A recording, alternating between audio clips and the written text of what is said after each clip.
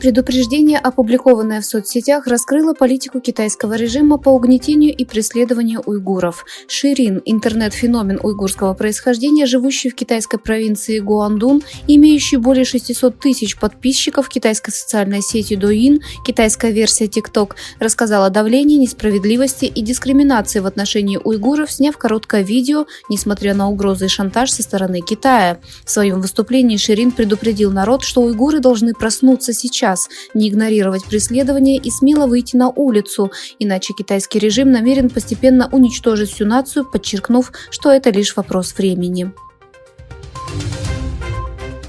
В то время как геноцид в Восточном Туркестане юридически признан во многих странах и двери открыты для уйгуров, одна рука нависла над уйгурами в Турции, которую турки-уйгуры считают своей второй родиной после Восточного Туркестана. Недавно Ильяс Абляким, уйгурский турок, женатый и имеющий 2 детей, был задержан вместе со своей семьей в стамбульском районе Сефакёй и отправлен в центр депортации Кайсери. Вместе с уйгурским турком Ильясом Аблякимом были задержаны около 10 турок-уйгуров. Вчера в Стамбуле также был задержан и отправлен в центр депортации Мухаммед Эмин, уйгурский турок, легально проживающий в Стамбуле и недавно женившийся.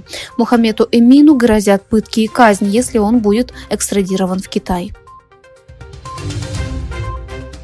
С момента вспышки китайского вируса количество дефолтов китайских заемщиков выросло до рекордно высокого уровня, что свидетельствует о глубине экономического спада в стране и препятствиях на пути к полному восстановлению. По данным Financial Times, в общей сложности 8 миллионов 540 тысяч человек, большинство из которых в возрасте от 18 до 60 лет, были официально внесены властями в черный список за неспособность вносить платежи по всем заемам, от ипотечных до бизнес-кредитов. Верховный представитель Европейского союза по иностранным делам и политике безопасности Джозеп Боррель назвал атаки Израиля в Газе бойней и заявил, что число убитых мирных жителей может быть намного выше, чем было объявлено. Выступая на 25-м форуме по правам человека в Брюсселе, Боррель коснулся ситуации в Газе, заявив: «Хотя Израиль имеет право на самооборону, никто не может допустить такого количества жертв среди гражданского населения».